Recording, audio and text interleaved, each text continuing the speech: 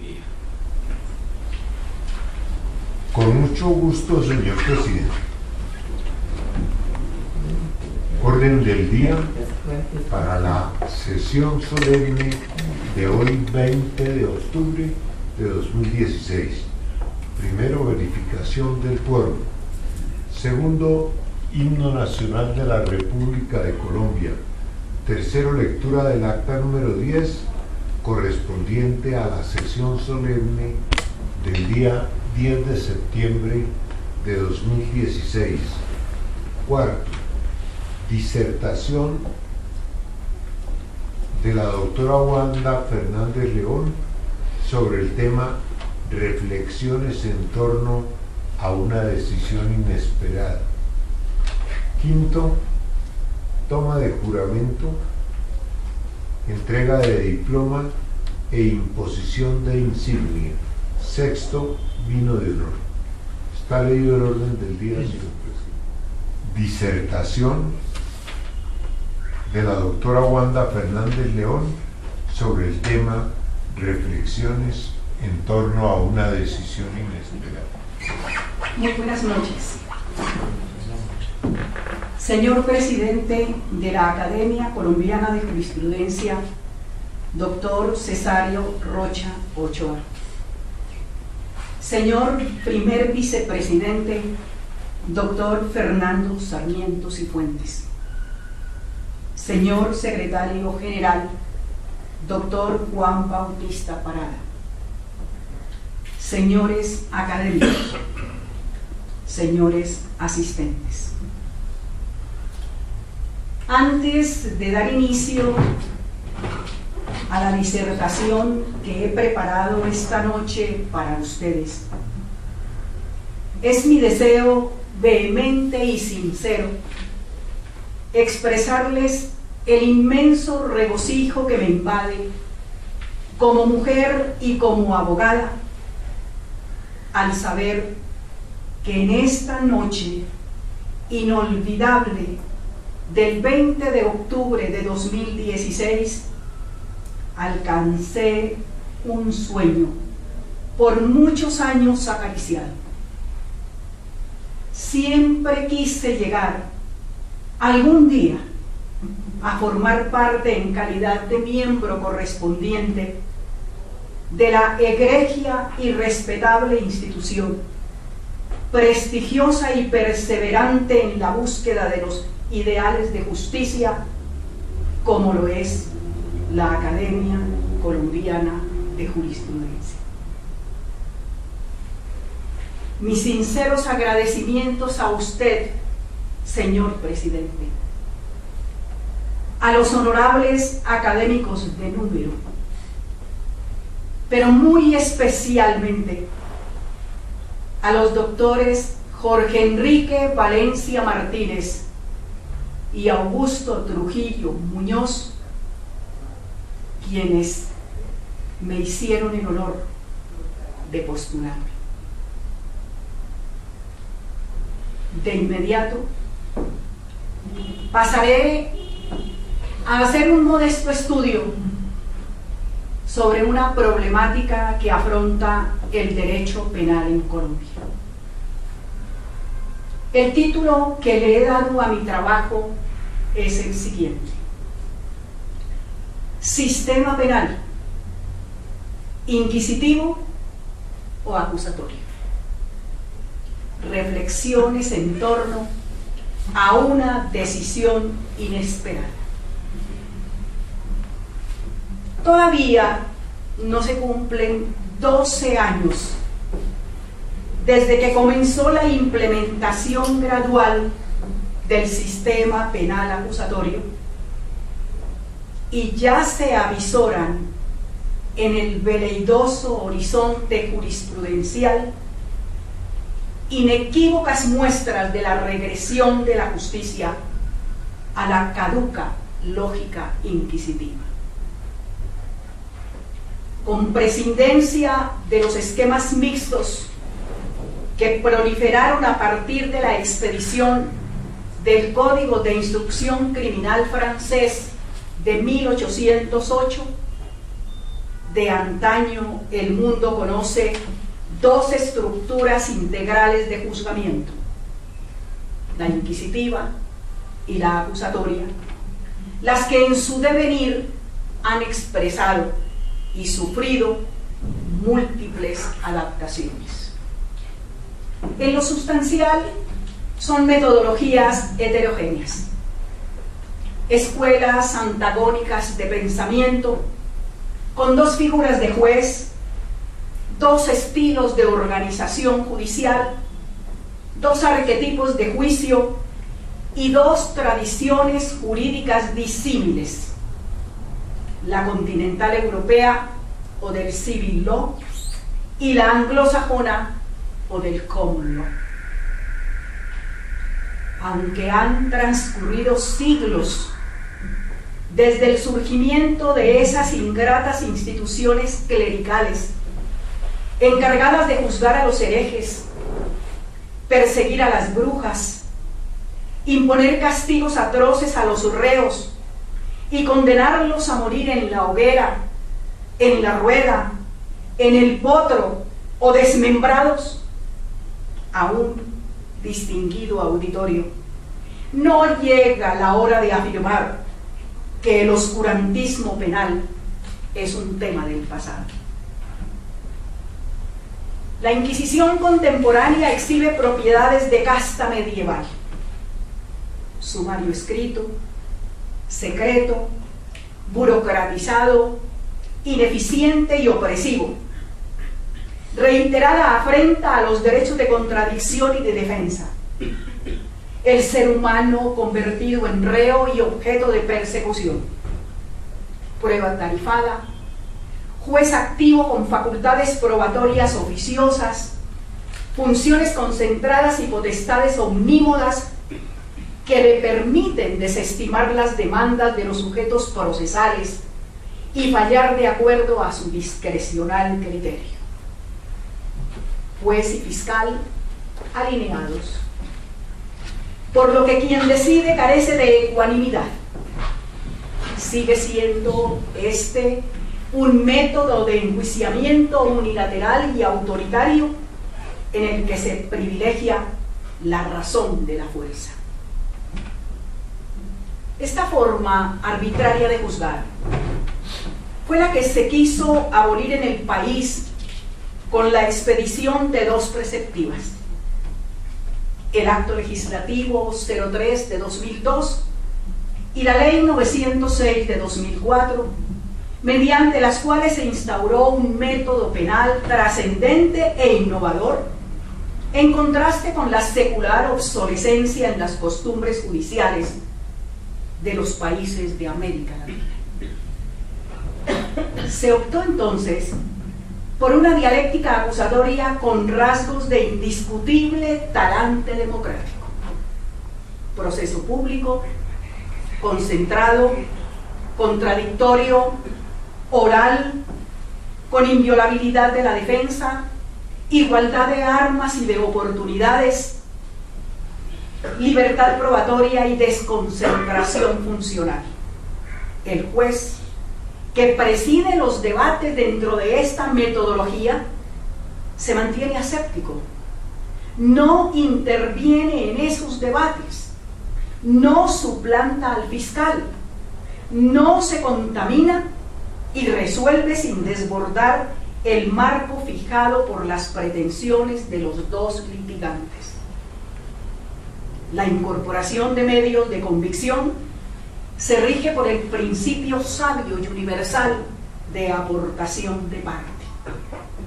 La pasividad probatoria del juez le impide sugerir pruebas o decretarlas de oficio, y la garantía de imparcialidad lo inhibe de adelantar actuaciones propias del ente acusador. Se reconoce al procesado como persona y se le trata con la dignidad que le es inmanente. En el contexto de este paradigma, jueces y magistrados tienen que fallar según lo pedido y de acuerdo con lo probado, en la medida en que, desde la perspectiva carnelutiana, el proceso se concibe como un mecanismo de solución pacífica de conflictos, bilateral y dialógico, en el que prima la fuerza de la razón.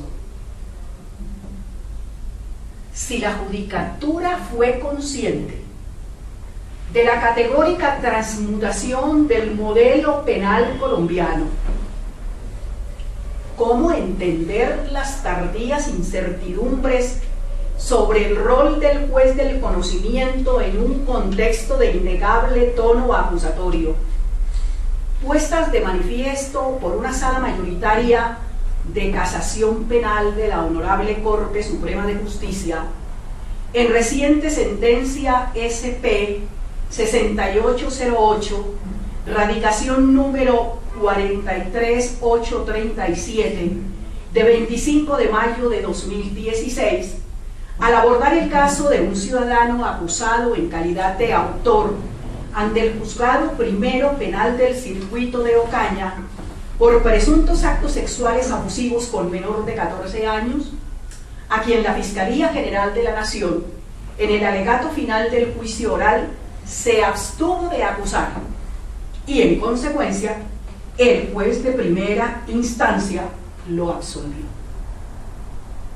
Sin legitimidad alguna para actuar, y como si se tratara de otra parte procesal, la apoderada de la víctima apeló de esa sentencia absolutoria dictada por el juez penal del circuito, y al desatar el recurso de alzada, el Tribunal Superior de Cúcuta revocó la absolución y condenó al procesado a la pena principal de 9 años de prisión y a la accesoria de inhabilitación para ejercicio de derechos y funciones públicas por el mismo tiempo.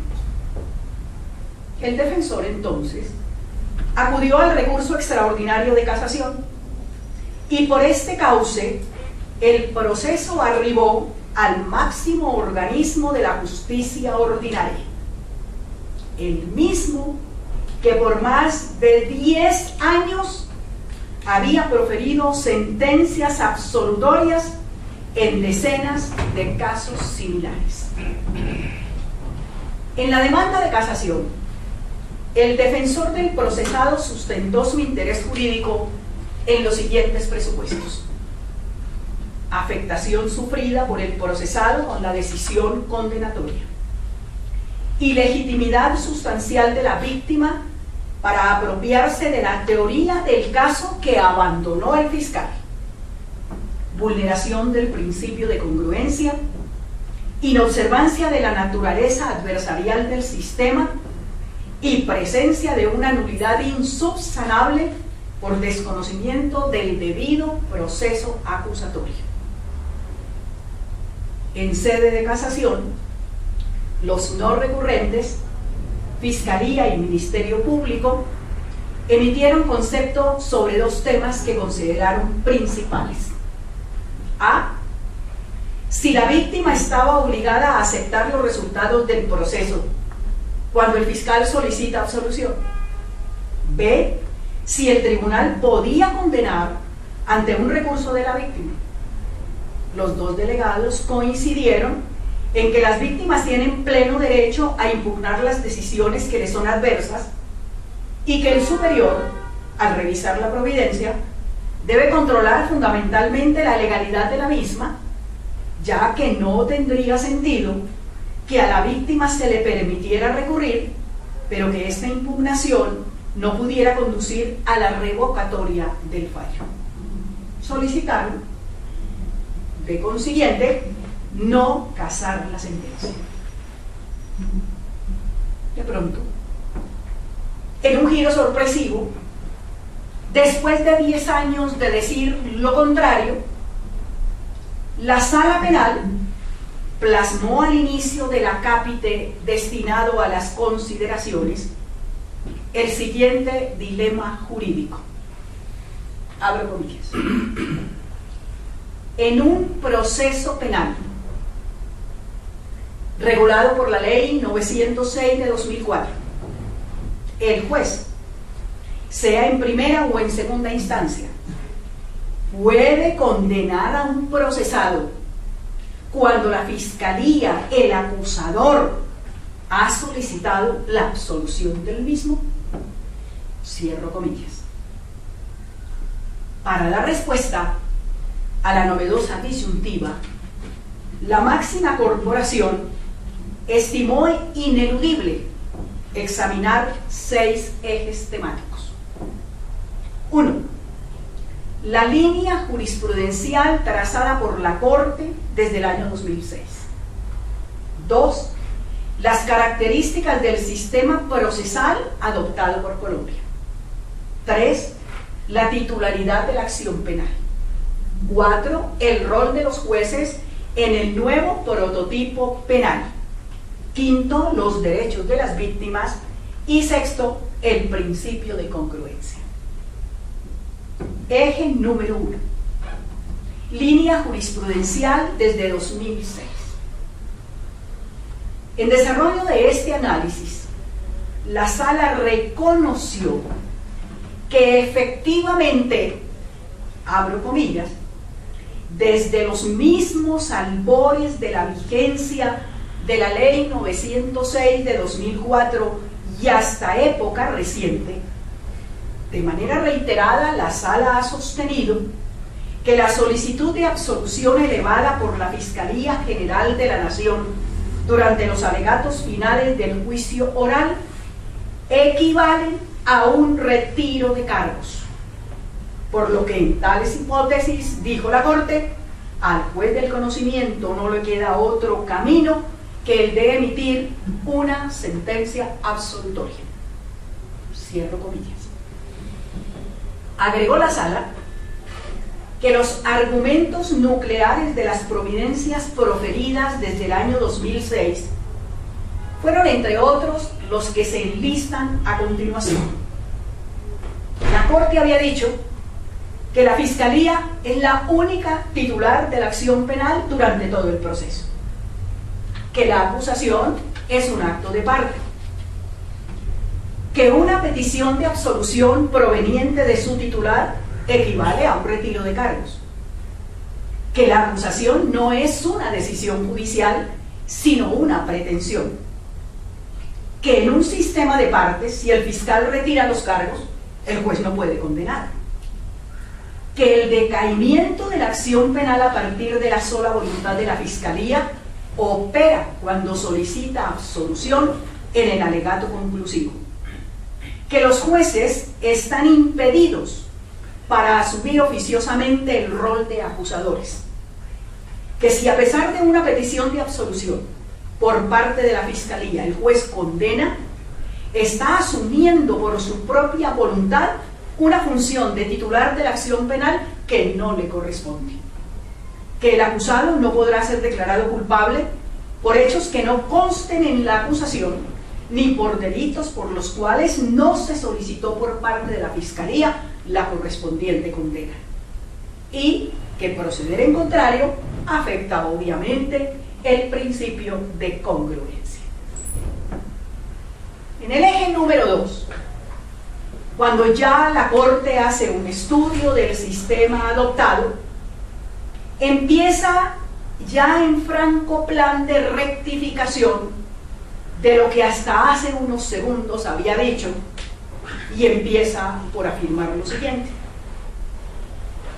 el diseño constitucional del proceso penal permite atisbar que el nuestro no es un sistema netamente acusatorio y mucho menos adversarial, que supuestamente no reúne las características diferenciales para separarlo de los prototipos anteriores, que tampoco es adversarial, porque no hay un enfrentamiento entre dos partes, un acusador y un defensor, sino que la ley ha permitido el ingreso de otros activos funcionarios denominados intervinientes, intervinientes especiales algunos, intervinientes sui generis los otros, de tal manera que se sale del contexto eminentemente acusatorio e inquisitivo el prototipo instalado en Colombia. que es un modelo procesal en que la regla general está marcada por el principio de legalidad y no por el de discrecionalidad, que sería el que le permitiría al fiscal renunciar a la acusación. Cuando ya aborda la Corte el eje número 3 sobre titularidad de la acción penal, aclara lo siguiente: la acusación del fiscal es indisponible, por lo que no son viables ni el desistimiento de la acción penal ni el retiro de la acusación. Que la solicitud absolutoria del fiscal no equivale al retiro de cargos y no vincula al juez. Es decir, está haciendo la Corte unas afirmaciones drásticamente contrarias a lo que durante cerca de 10 años plasmó como su jurisprudencia reiterada, permanente y constante. Que no es cierto, añade la Corte, que en la sistemática de la ley 906 el fiscal sea dueño incondicional de la acción penal. Que en el artículo 448, que es la preceptiva que nos habla del principio de congruencia, admite en su literalidad la figura del retiro de cargos, y que declinar por parte de un juez o por parte de un fiscal el acto de acusación resulta abiertamente inconstitucional. En el eje número 4, y en cuanto hace relación directa con el rol del juez, afirma la Corte: el rol del juez en el nuevo sistema que actualmente rige en Colombia no se corresponde con el de la figura de un árbitro. Ya el juez ha dejado de ser un mediador imparcial. El juez del sistema de la ley 906 debe propender por la aplicación de la justicia material y por la defensa de los derechos y garantías de las partes e intervinientes. Porque si un juzgador absuelve solo porque así lo solicitó el acusador, este será el único tema sobre el cual puede versar una eventual apelación. Cuando el juez decide condenar por una calificación jurídica distinta a la contenida en la acusación del fiscal, es posible también, como una novedad para Colombia, aplicar la denominada tesis de la desvinculación oficiosa. Un panorama totalmente contrapuesto al que hemos vivido desde el día en que se promulgó la ley 906. En cuanto a los derechos de las víctimas, dijo la sala mayoritaria de la Corte: el modelo admitió expresamente la intervención en el proceso de víctimas y de un ministerio público en calidad de interviniente. Apelar es un derecho que tienen los afectados, por lo que excluir esa posibilidad afectaría la garantía constitucional de la doble instancia. En aras de la verdad, la justicia, la reparación, la víctima en este nuevo proceso también es protagonista y por ende tiene facultades que puede ejercer de manera autónoma. Finaliza la Corte, en la mentada providencia, haciendo un estudio en el eje número 6 sobre el denominado principio de congruencia, y allí dice: los sistemas acusatorios propugnan por una congruencia esencialmente fáctica y por una libertad total en la calificación jurídica. Ni la literalidad del artículo 448 procesal, ni ninguna de sus interpretaciones lógicas posibles puede llevar a concluir que el mismo supuesto de hecho consagre un límite a la persecución penal y al tiempo una potestad dispositiva incontrolada del órgano acusador.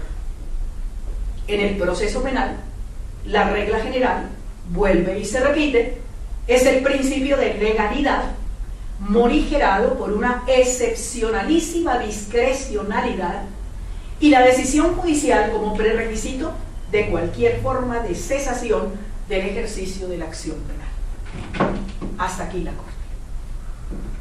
Como corolario de las comentadas disquisiciones, la Sala de Casación Penal mayoritaria integrada por 5 magistrados, abjuró de las rigurosas, reflexivas, uniformes y permanentes decisiones precedentes, y dejando de lado la naturaleza adversativo-acusatoria del Estatuto Procesal Penal actual, se retractó de la línea jurisprudencial predominante en Colombia desde el año 2006 y con énfasis concluyó, abro comillas, se varía entonces la jurisprudencia anterior para que en adelante se entienda que la petición de absolución de la Fiscalía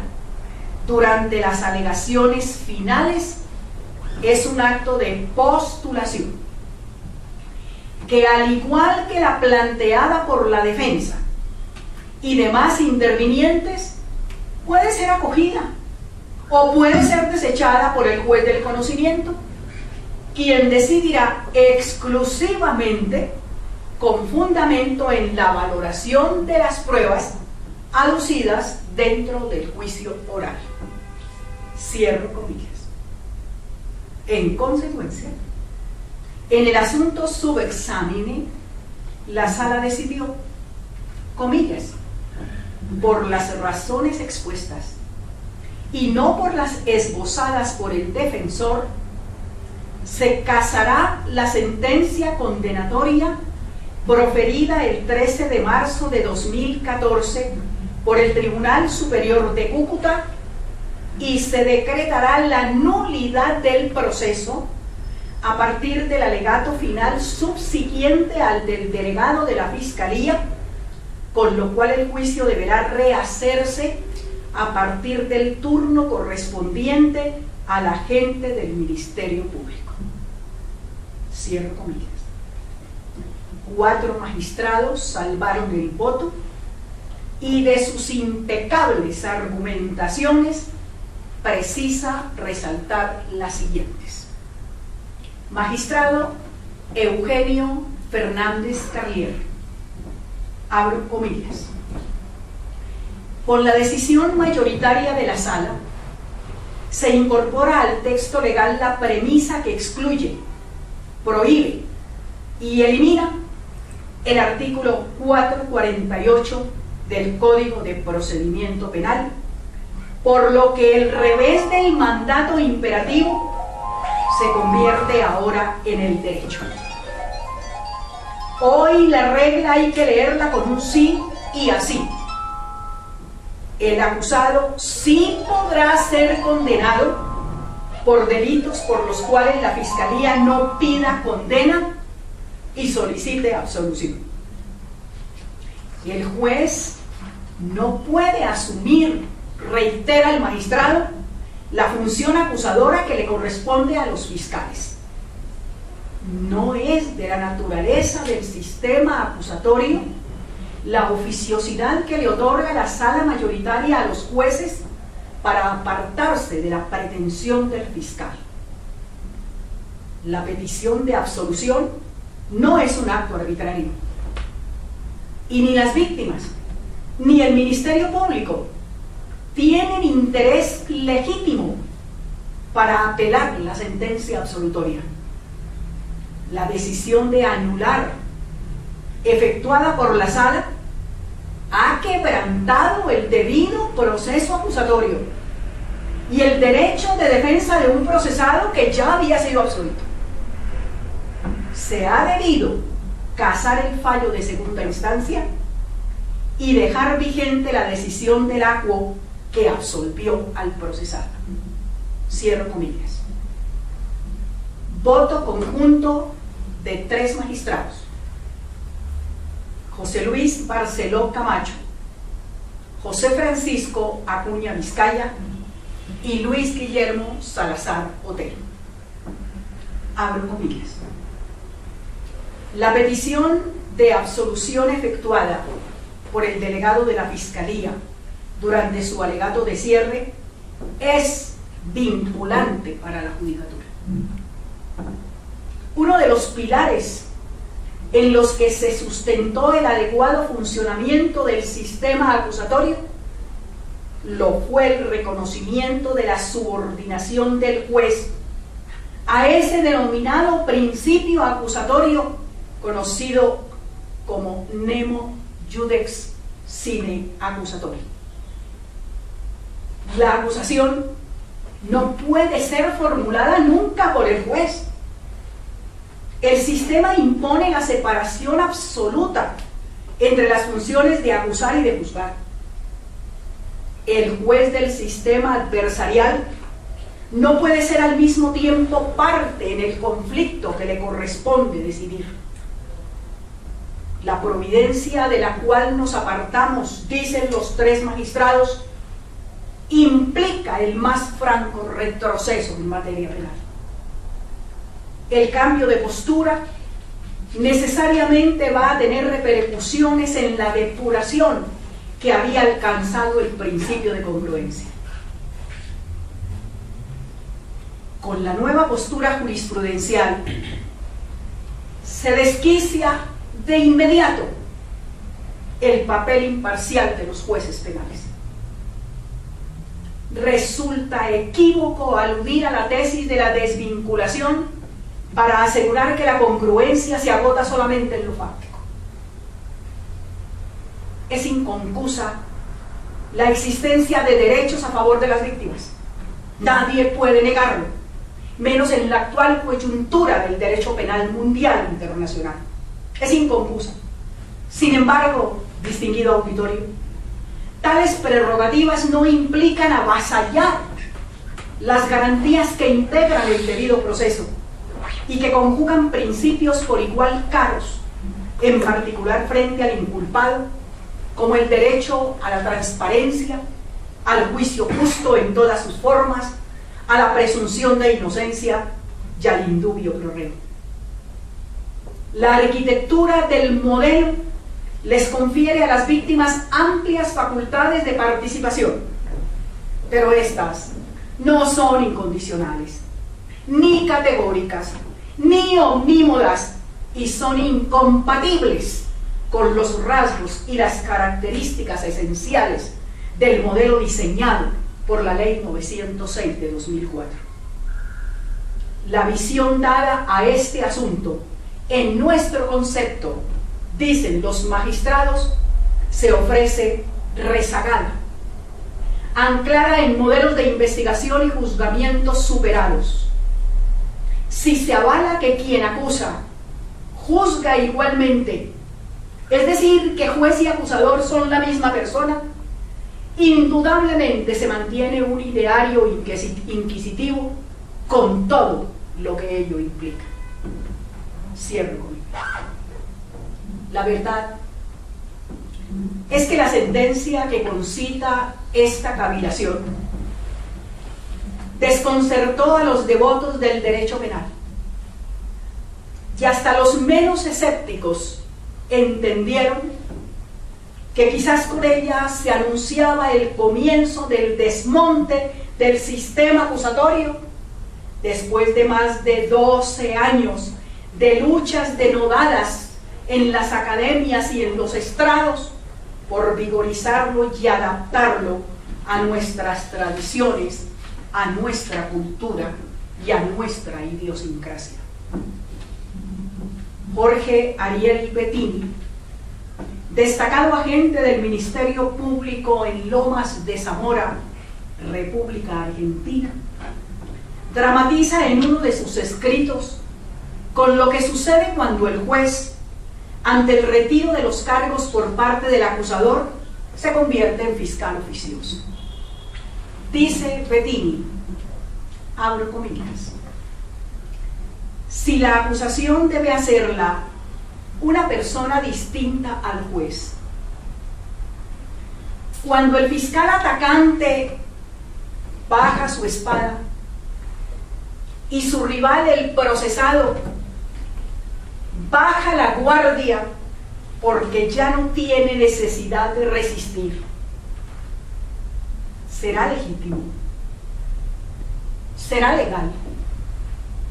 ¿Será ético permitir que el juez, el tercero, el imparcial, el ajeno a la contienda, tome en sus manos el arma abandonada por el acusador y con ella ataque por sorpresa a un hombre inerme que ya no tiene ninguna posibilidad de defenderse? Cierro comillas. Distinguidos asistentes, solicito de todos su gentil aquiescencia para expresarles, dentro del mayor respeto por los ilustres juristas que suscribieron la sentencia comentada, que en un horizonte adversarial, decisiones tan controversiales dejan abierta la posibilidad de que la ciudadanía crea que la llamada instauración de un moderno arquetipo penal fue solo un acto público, apenas formal, circunscrito a un nombre y a cierta dinámica acusatoria que no ha sido óbice para seguir actuando de manera profundamente inquisitiva. Conceder franquicias a jueces y tribunales para que profieran sentencias condenatorias, no obstante el retiro de la acusación por parte de los delegados de la Fiscalía, implica un palmario retroceso en la vocación acusatoria del modelo y una sensible reversión en los objetivos buscados con la reforma constitucional efectuada a través del Acto Legislativo 03 de 2002. Tan exorbitantes facultades a los jueces contravienen la voluntad del legislador, quebrantan la reiterada doctrina de la propia Corte Suprema de Justicia y afectan la línea jurisprudencial de la Corte Constitucional. Conclusión. Abro comillas. La separación del juez del acto de acusación es lo que configura el proceso penal como una tríada, como una estructura triangular, como dijera Foucault, como la famosa pirámide que lleva su nombre. El juez debe permanecer alejado de los intereses contrapuestos de quienes en él actúan. Cuando el mismo órgano es el que acusa y juzga, jamás se podrá plantear la existencia de un proceso jurisdiccional. Si quien acusa es el mismo juez, inconcusa resulta la indefensión absoluta del acusado. Además de desconocer la esencia misma del principio acusatorio, la intromisión indebida de los jueces en los asuntos que son del resorte exclusivo de las partes causa un grave detrimento al debido proceso, a los derechos fundamentales de los procesados y al principio de imparcialidad. Con la siguiente frase: distinguidos académicos y distinguidos asistentes, frase lapidaria del expresidente ilustre del Colegio de Abogados de Argentina, don Ricardo Levén, doy por terminado mi modesto exhorto. Abro comillas. Cuando se mezclan las funciones, cuando se mezclan los órganos, cuando tenemos a un juez que hace de fiscal, nos encontramos frente a un sistema inquisitivo extremo.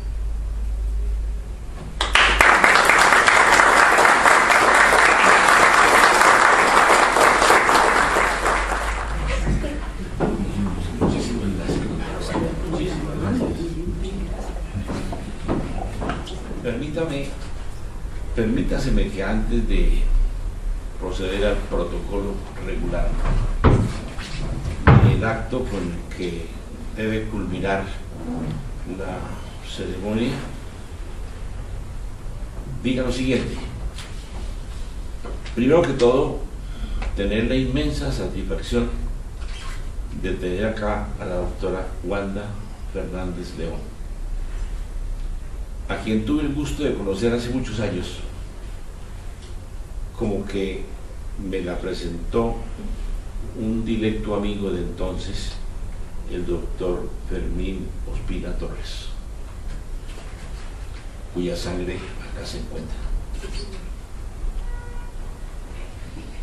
Segundo, manifestar la inmensa complacencia por su valiosa contribución a la riqueza crítica doctrinaria de la jurisdicción, de la jurisprudencia colombiana, de las alteraciones de la jurisprudencia colombiana. Cuando yo leí el título del trabajo dije, carambas, ¿será que se metió con gruesa filosofía? Reflexiones en torno a una decisión inesperada. Pero cuando la escuchamos hablando de las dos fundamentales tradiciones diferenciadas de nuestro sistema penal, el inquisitivo y el acusatorio, y cuando observamos la forma como se presentan las disyuntivas necesarias dentro de estos fenómenos, la ley 906 de 2004, cuando observamos el rol que cumple y que debe cumplir el juez por ella de manera brillantemente examinada, cuando hablamos de lo que debe ser la desvinculación oficiosa, cuando habla de ese fallo de la Corte, que se supone que cuando una Corte viene a modificar una jurisprudencia que ha sido reafirmada por 10 años, lo que más llega a asaltar la inteligencia jurídica del país es de que tales actos deben ser, por esencia, de progreso, de innovación, de mejora, de formar el nuevo orden que le cabe justamente a una de las principales fuentes materiales del derecho, como es la jurisprudencia. Y cuando ella habla del principio de congruencia y del principio de legalidad y vagamente de la discrecionalidad, nos damos cuenta de cómo es el talante humano de los jueces y de los magistrados cuando asumen esa inmensa majestad que constituye el hecho de juzgar.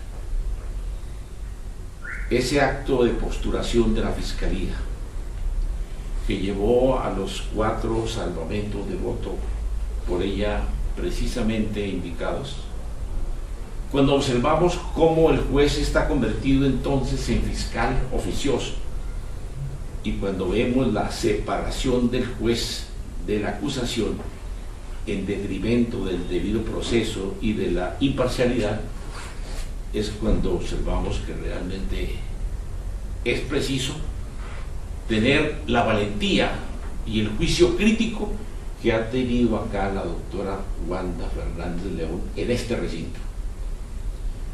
Yo personalmente me siento, no como presidente de la corporación, sino como paisano de Fermín y como persona que conoció a la doctora Wanda Fernández hace ya un buen tiempo, muy complacido de que la vida me haya permitido hoy presidir su ingreso a esta corporación.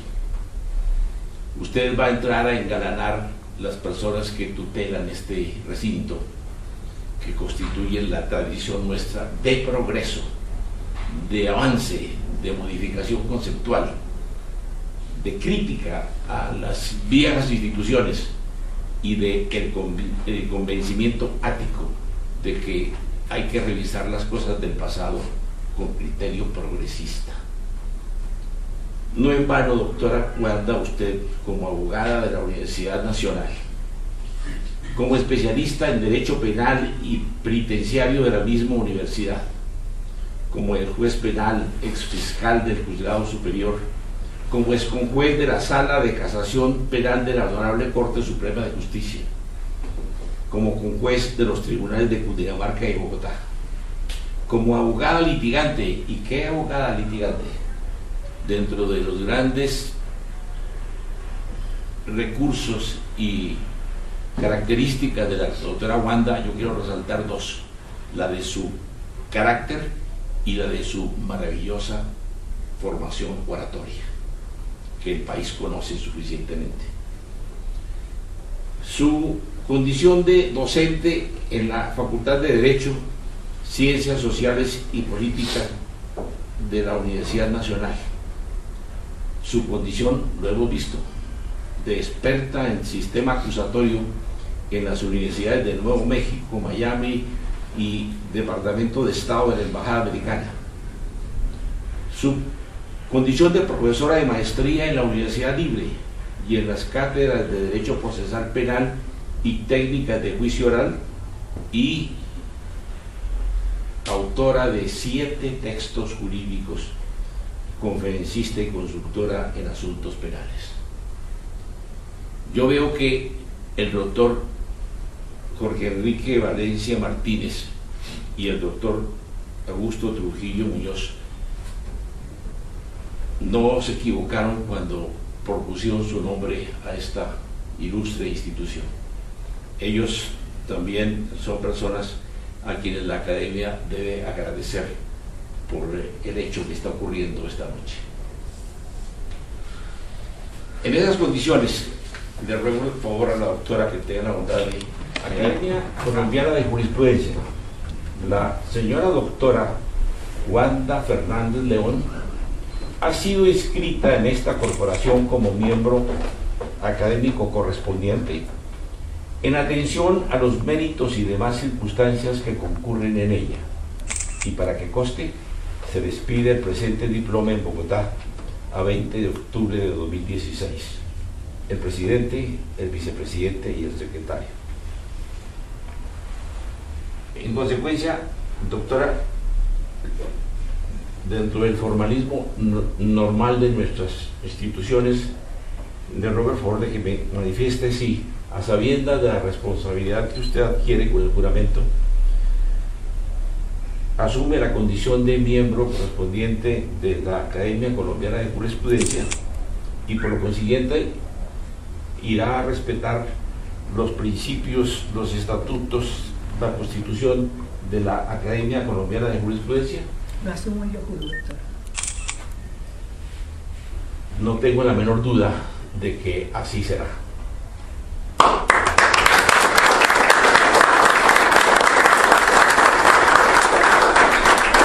Quiero rogarle el favor entonces a la doctora Ana María Escobar Fernández que tenga la bondad de colocarle la insignia.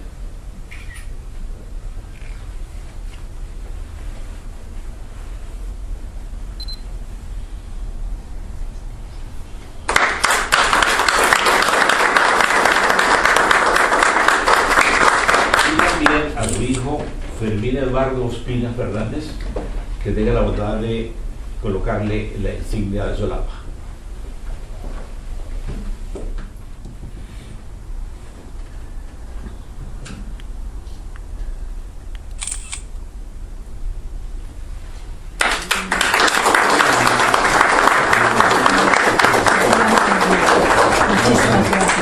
Muchísimas gracias. Qué orgullo y qué placer estar aquí esta noche. Muchas gracias por todo. Le ruego el favor de que nos haga entrega del texto porque esto va a enriquecer la revista próxima.